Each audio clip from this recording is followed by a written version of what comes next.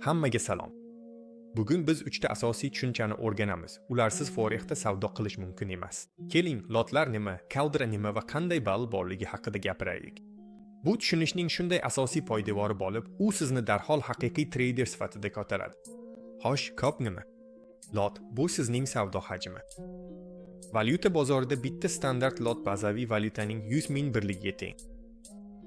Ammo yangi boshlanuvchilar odatda kichikroq hajmlar bilan ishlaydilar, chunki biz bitta lotni standart lot deb hisoblaymiz. 0 ball 1 lot mini lot, 0 ball 1 lot esa mikrolot. Umuman olganda, lot hajmining ozi har bir narx harakatida qancha pul topishingiz yoki yo'qotishingizga bog'liq. Partiya qanchalik katta bo'lsa, foyda shunchalik yuqori bo'ladi va shunga mos ravishda risklar ham shunchalik yuqori bo'ladi. Shuning uchun siz har doim ko'p narsani nafaqat intuitiv ravishda, balki o'zingizning xavf-xataringizga muvofiq tanlashingiz kerak. Bu eng muhim qoida. Keling, leverage nima ekanligi haqida gapiraylik. Leverage bu sizning savdo kuchingizni oshiradigan vosita, ya'ni o'ziga xos dastak. Keling, misollarga o'tamiz, chunki bugun bizda juda ko'p misollar bo'ladi. Keling, misol uchun, sizda $100 bor va broker birdan 100 gacha leverage beradi. Siz $10,000 bo'lgan savdoni ochishingiz mumkin. Muhimi shundaki, leverage sizning depozitingizni oshirmaydi. U shunchaki katta hajmlarda savdo qilish imkonini beradi. Ya'ni leverage ham foydani tezlashtiradi, ham zararlarni tezlashtiradi. Leverage qanchalik yuqori bo'lsa, xavflar ham shunchalik tez o'sadi. Shuning uchun, yangi boshlovchilar uchun leverageni shunchaki tasodifiy tanlash emas, balki aynan o'z strategiyasiga mosini tanlash va albatta stop loss qo'yish juda muhim. Keling, nuqta nima haqida gapiraylik. Nuqta bu narxning minimal o'zgarishi.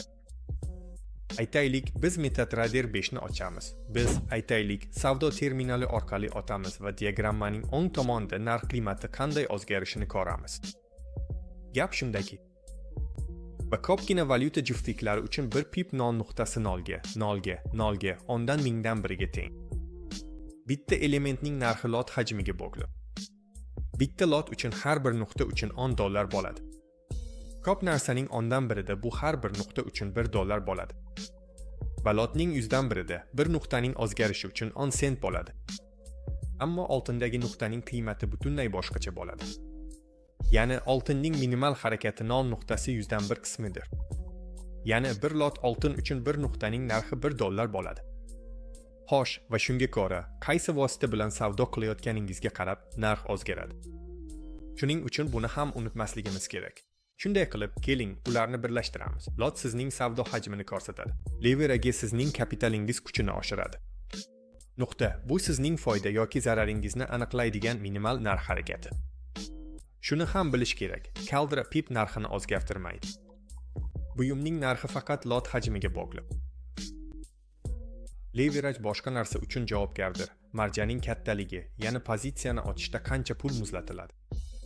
Keling, bir misol keltiraylik. $100lik ikkita bir xil depozit, lekin biz ikki xil hisob ochamiz. Birinchi hisob birdan 100 gacha bo'lgan leverage bo'ladi. Ikkinchi hisob esa biz birdan 1000 gacha leverageni olamiz. Buyumning narxi hamma joyda bir xil bo'ladi, ammo nima boshqacha bo'ladi. Keling, buni aniqlaylik. Shunday qilib, Caldera bir xil depozit bilan qancha savdo ochishingiz mumkinligini aniqlaydi. Keling, ondan bir ochkoni ko'p olaylik. Uning nominal qiymati $10,000 ni tashkil qiladi. Va bundan kelib chiqadiki, leverage birdan 100 gacha bo'lgan hisob marjaga olib keladi. Ya'ni marja 10,000 ga teng bo'lib, 100 ga bo'linadi, ya'ni $100. Ya'ni nazariy jihatdan ko'p narsaning ondan bir qismi sizning butun omonatingizni yeydi. Va mantiqan siz shunchaki bunday hajmni ocha olmaysiz. Broker sizga ushbu bitimni ochish imkoniyatini bermaydi.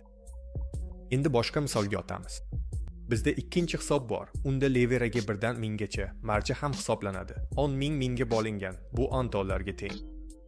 Bu shuni anglatadiki, hisobda hali ham $90 qoladi. Ya'ni siz nazariy jihatdan bunday hajmni ochishingiz mumkin, chunki marj prinsipial jihatdan yetarli. Shunday qilib, bundan xulosa qilishimiz mumkin. Caldera qanchalik baland bo'lsa, marja shunchalik past bo'ladi va siz bir xil $100 bilan ochishingiz mumkin bo'lgan pozitsiyani qanchalik katta bo'lsa, ya'ni ilki xavf darajasiga ta'sir qiladi. Yuqori Caldera bilan siz kattaroq lot ochishingiz mumkin. Lot qancha katta bo'lsa, balans ham shunchalik tez o'zgaradi, ijobiy yoki salbiy tomonga. Hammasi albatta savdoning qaysi tomonga ketishiga bog'liq. Ya'ni ilki ozi xavfni oshirmaydi. Xavfni senga loting oshiradi. Ilka esa shunchaki senga depoziting ko'tara oladigandan kattaroq lot olish imkonini beradi. Shuning uchun yangi boshlanuvchilar savdo hisobvaragida katta kaldira ochishda bu yerda juda ehtiyot bo'ling. Shuningdek, biz xavfni hisoblashimiz mumkin bo'lgan kun uchun strategiyani ishlab chiqishimiz mumkin. Bu har bir treyder amal qilishi kerak bo'lgan muhim qoidadir. Xo'sh, bolalar, umid qilamanki, bularning barchasi qanday ishlashini tushunasiz. Albatta obuna bo'ling va keyingi videoda ko'rishguncha